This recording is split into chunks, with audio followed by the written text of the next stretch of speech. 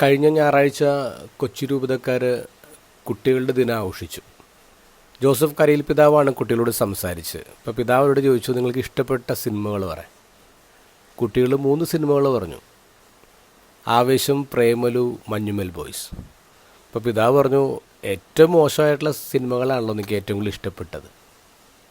പിതാവ് പറഞ്ഞത് ഇങ്ങനെയാണ്: സിനിമ നിറയെ അടിയും പിടിയും കുടിയാണ്. നമ്മൾ പുറമേ നോക്കുമ്പോൾ ഈ സിനിമകൾ മഹാവിജയമാണ്. കാരണം ഫ്രണ്ട്ഷിപ്പ് ഗ്ലോറിഫൈ ചെയ്യുന്ന സിനിമകളാണ്. അതുകൊണ്ടാണ് കുട്ടികൾക്കും യൂത്തിനൊക്കെ അത് വളരെ ഇഷ്ടപ്പെട്ടത്.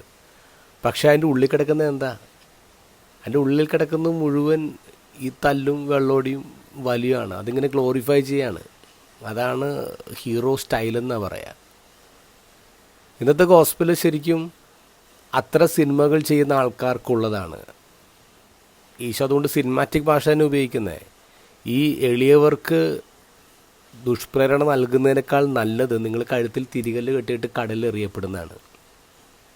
നിൻ്റെ കണ്ണാണ് പാപം ഏതോ ആണെങ്കിൽ ആ കണ്ണ് ചൂഴ്ന്നെടുത്ത് കളെ, കൈയാണെങ്കിൽ കൈ വെട്ടിക്കളെ, കാലാണെങ്കിൽ കാല് വെട്ടിക്കളെ.